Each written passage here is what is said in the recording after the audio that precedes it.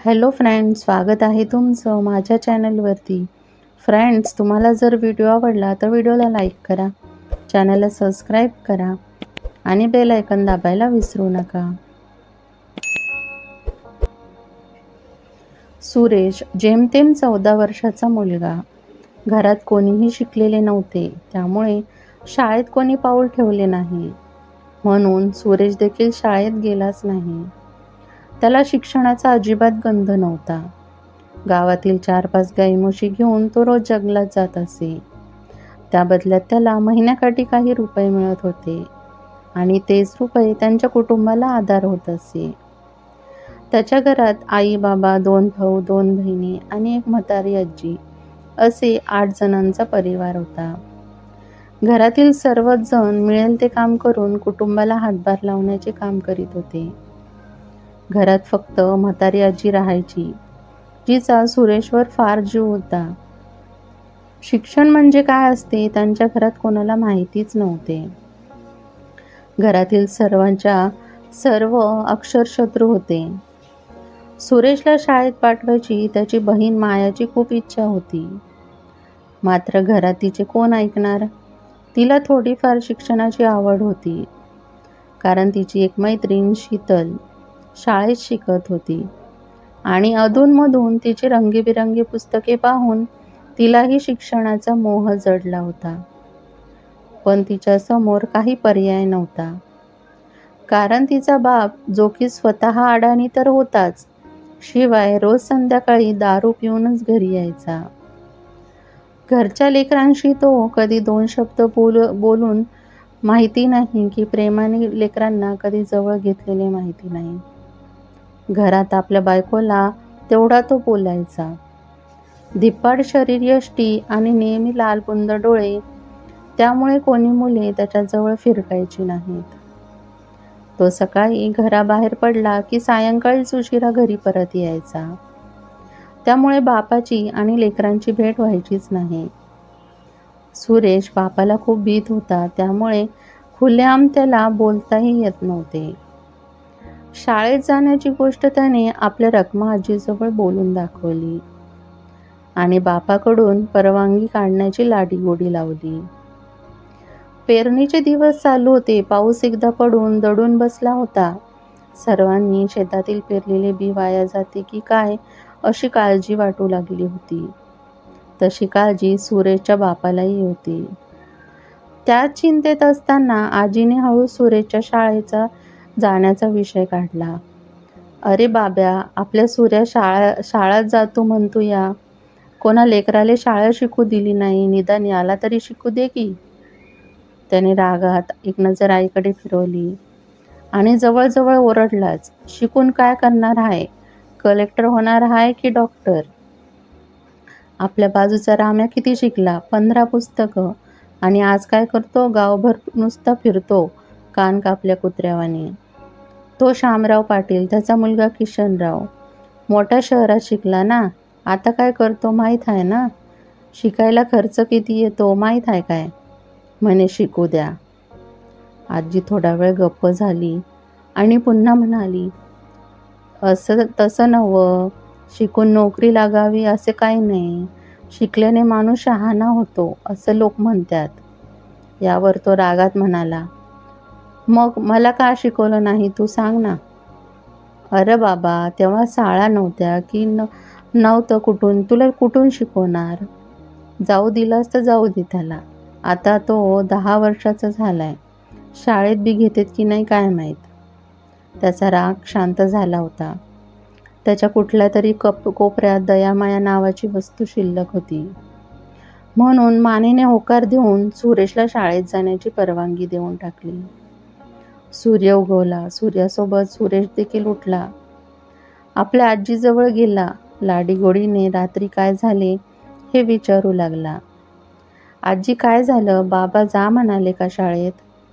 आजीने सुरेशची थोडा वेळ मज्जा घेतली, पण शाळेला जाण्याची परवानगी दिली असल्याचं सांगितल्याबरोबर टुणकन उडी मारून ही गोड बातमी सांगायला आपल्या बहिणीजवळ गेला.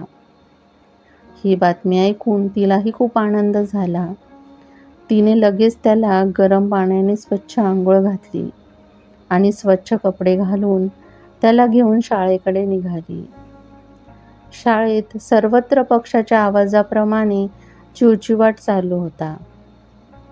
शाळेत गेल्याबरोबर सुरेशला मनातून खूप आनंद होत होता. रोज इथं खेळायला मिळेल याचा आनंद वाटत होता. 2 वर्गाची शाळा आणि एकच गुरुजी. शाळेचे सर्व काही साठे गुरुजी बघत असतात. गुरुजी फारच शिस्तीचे आणि कडक स्वभावाचे. त्यांना अस्वच्छता अजिबात आवडत नसे. सर्वत्र सुंदर आणि टापटीप असलेले त्यांना आवडत असे. शाळेतील मुले देखील अशीच स्वच्छ आणि टापटीपणाने शाळेत यावी असा त्यांचा अट्टहास.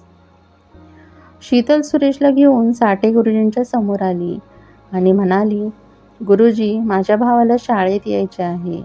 त्याचे नाव टाका. साठे गुरुजींनी एक वार सुरेशकडे पाहिलं. लठ्ठच्या लठ्ठ आणि चांगली 4 फूट उंच वाढलेला त्याला पाहून गुरुजी म्हणाले, किती वय आहे याचं? मला काही माहीत नाही, असेल 7-8 वर्षाचा. मला वाटतं नाही, तो 7-8 वर्षाचा तो नक्की 10 वर्षाचा असेल. असू द्या की मग, टाका याचे नाव तुमच्या शाळेत. नाही जमणार. 10 वर्षाच्या पोराला आम्ही पहिलीमध्ये नाव टाकत नाही. तू त्याला घेऊन जा. एवढा मोठा पोरगा तो कोणाला मारून काढला तर काय करावे? नाही जमणार त्याचं नाव टाकायला. घेऊन जा त्याला. मायाने खूप विनंती केली, पण साठे गुरुजींनी काही ऐकले नाही. सुरेशला घेऊन नाईलाजाने ती परत घरी आली. शाळेत घडलेली कहाणी आजीला सांगितली. ती पण नाराज झाली. सुरेशचे सांत्वन केलं. सायंकाळी बाबा घरी आल्यावर आजीने शाळेतील कहाणी सांगितली. तेव्हा बाबा म्हणाले, जे झालं ते बरं झालं. उद्या लक्ष्मण पाटलाकडे पाठवतो त्याला. गुरं राखायला कोणी पाहिजे म्हणे.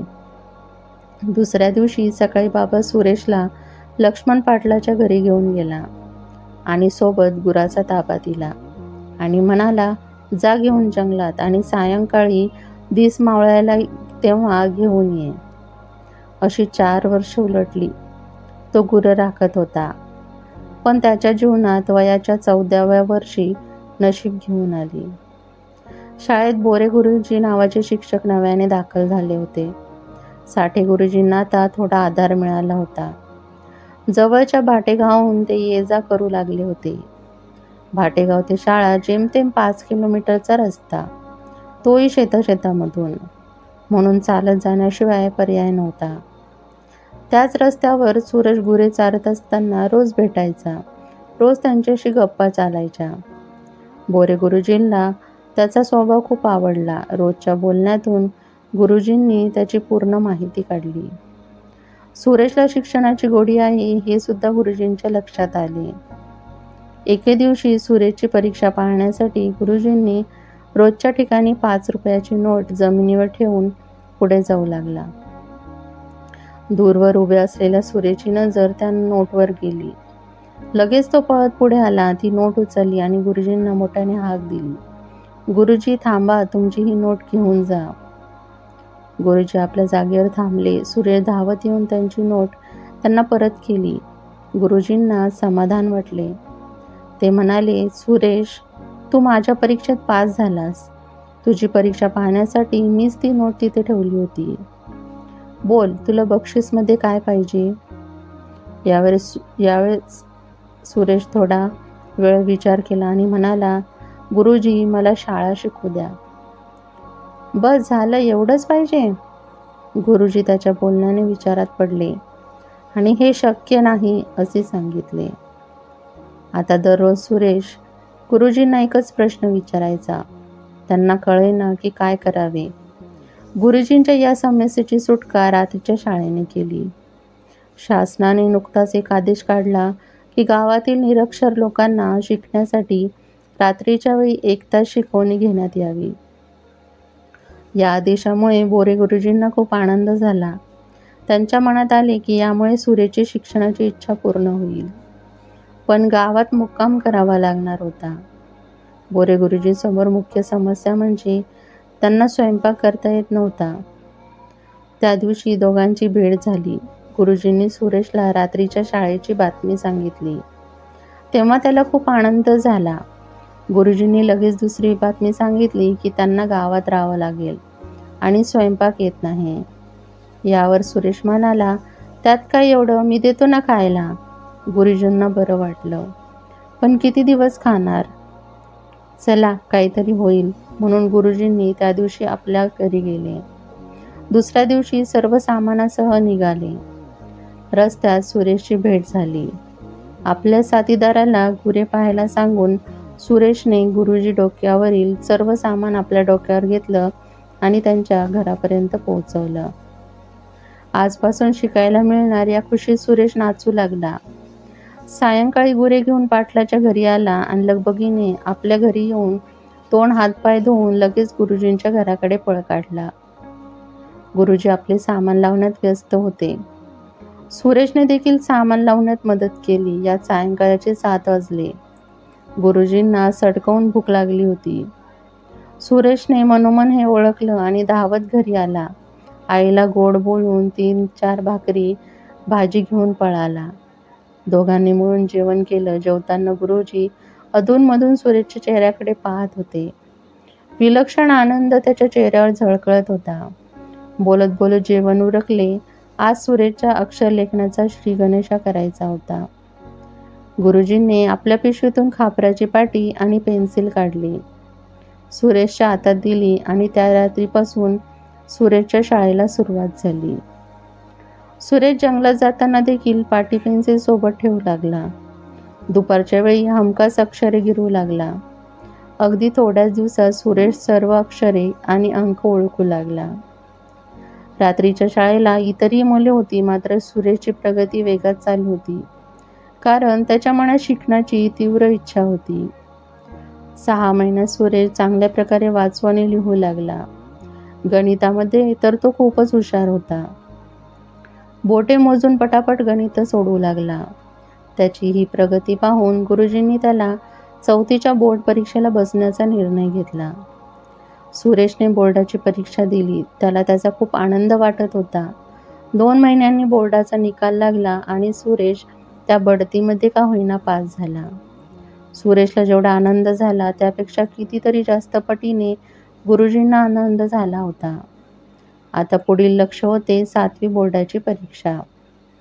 सुरेश मेहनत घ्यायला तयार होता आणि गुरुजी शिकवायला, त्यामुळे काही समस्या नव्हती. एका वर्षात 3 वर्षाचे अभ्यास करून परीक्षा द्यायची होती. जरा अवघड होते, मात्र सुरेशने मनावर घेतलं होतं. मिळेल त्यावेळी पुस्तक वाचून लिहून तो अभ्यास करू लागला. 7वी बोर्डाची परीक्षा देखील तो चांगल्या गुणाने पास झाला. तेव्हा त्याने संपूर्ण गावात साखर वाटली. सगळ्यांनी सुरेशच्या अभ्यासाचे कौतुक केलं. 7वी पास झाल्यामुळे त्याला 8व्या वर्गात प्रवेश मिळाला. पण गावापासून 5 किलोमीटर दूर असलेल्या गावात कुठे राहावे, काय खावे या प्रश्न सतावित होता.